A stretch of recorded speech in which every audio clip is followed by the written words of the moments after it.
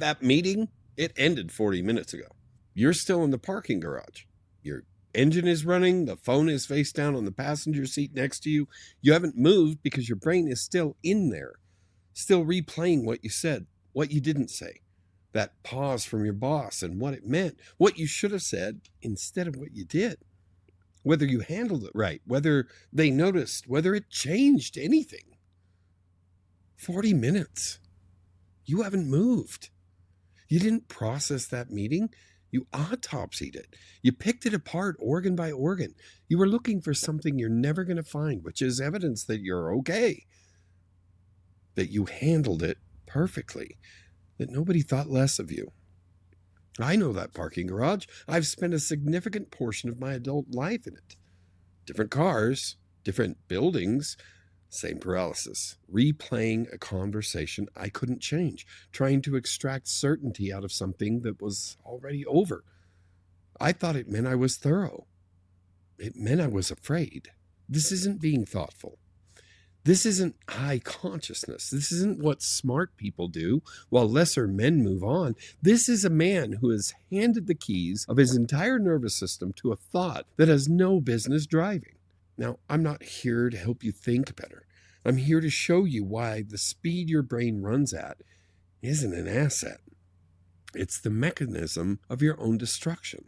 In the next few minutes, I'm going to walk you through exactly what speed is costing you, why more thinking is not the solution to a thinking problem, and the one rule that stops the engine. Now, if you click off this video, you're going to walk back into that building, back into that brain, back into the next parking garage, and the next 40 minutes will become 4 hours.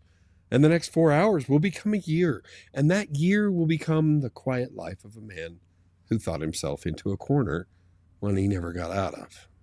Stay. Most men think their racing thoughts are just how they're wired. I thought that too. Told myself it was the price of being switched on, that the guys who didn't overthink just weren't paying attention. There was a sophisticated lie that I told myself for years. It's not a personality trait. It's a training effect. So your environment has been conditioning your nervous system for years to expect stimulation. The phone, the notifications, the constant input, every time you pick it up, your brain gets a small hit of dopamine. Faster input, more noise, your nervous system starts expecting that pace. Then silence feels wrong. Stillness becomes uncomfortable. So the mind fills the gap with more thinking, more scenarios, more replay, more anticipation of threats that haven't happened yet. Not solving problems, manufacturing them, spinning them at a speed that makes action impossible. Here's the lie the mind is running on. Speed equals intelligence. If my brain is moving fast, well, I must be thinking well, right? No, it's backwards. When your mind is running at full speed, your ability to make a real decision collapses. You're driving a dark road, 30 miles an hour, switchbacks, blind corners. An animal jumps out of the trees. At 30 miles an hour, you have time. You see it, you read it, you make the right call. Now put yourself on that same road at 200 miles per hour. Same animal, except now you don't see it until it's already too late. There's no reading it. There's no right call. There's only the jerk of the wheel and whatever happens next. Here's what no one tells you about that speed. Your brain didn't accidentally end up at 200. It chose 200 because at 200, nothing can touch you. At 200, you're always reacting. You're never deciding. Every shadow looks like a threat. Every curve demands a response. And the logical move, the only safe move, is to never fully commit to anything at all. That's not a malfunction. That is your brain's highest function. Not building, not expanding, not growing. Safe. And the way it keeps you safe is really simple. It floods you. More options, more scenarios, more things that could go wrong, more reasons to wait until the noise is so complete and so total that no single clear voice can survive it. You can't move because you can't see through it. That's not an accident. That's the point. That signal, that clean, immediate read that tells you exactly what to do, it was built for 30 miles an hour. It needs just enough quiet to get through. At 200 miles per hour, it never gets through. So you don't crash. That's not how this ends. You pull into the parking garage, engine running, every shadow still firing, every option still spinning, completely overwhelmed, but completely protected. Safe. Just never moving again. Your brain did exactly what it was built to do. That's the problem. Because decision making runs on signal. Your instinct fires first, clean, fast, and directional. Say this, take that, walk away. But when your brain is flooded with competing noise, the signal gets buried under the committee. Then the committee starts talking. Well, what if this goes wrong? Well, what will people think? Maybe I should wait for more information.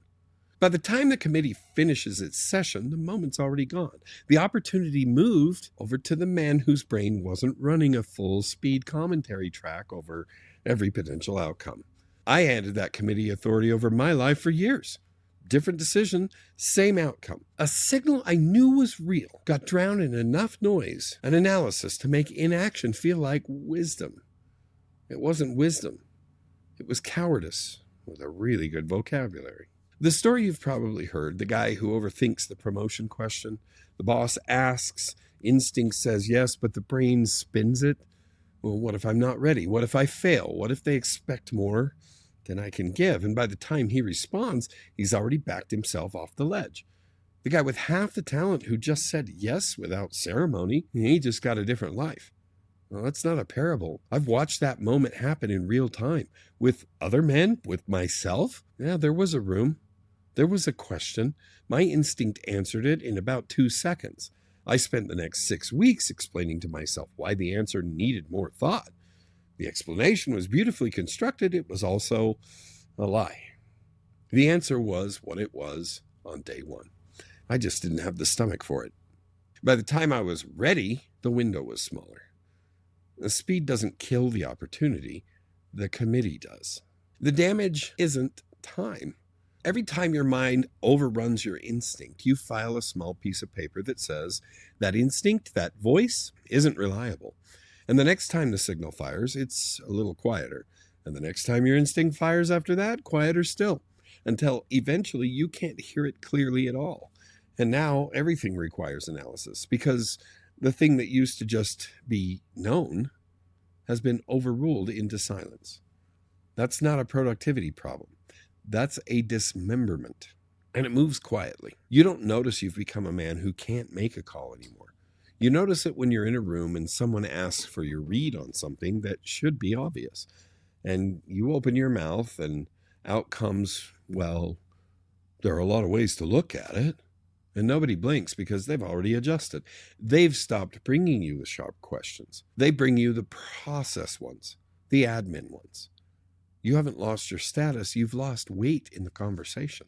If your brain keeps running like this over the next 4 or 5 years, your life won't explode. It won't collapse in any visible way.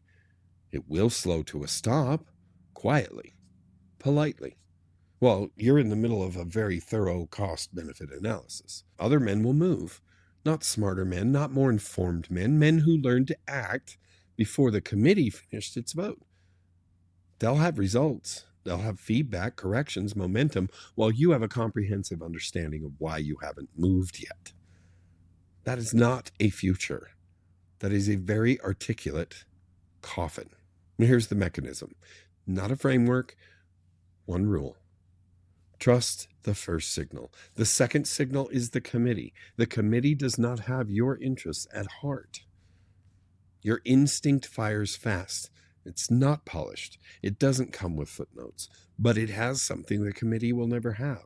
It was assembled from your actual experience, your actual values, your actual read of the situation in front of you. Everything after that is performance for someone or to avoid something. The committee sounds like you. It uses your vocabulary. It knows all your fears, and it dresses every argument in the language of care and responsibility. But its actual job, the only job it has ever had, is to keep you from exposing yourself to the possibility of being wrong, rejected, or humiliated. It is very good at its job.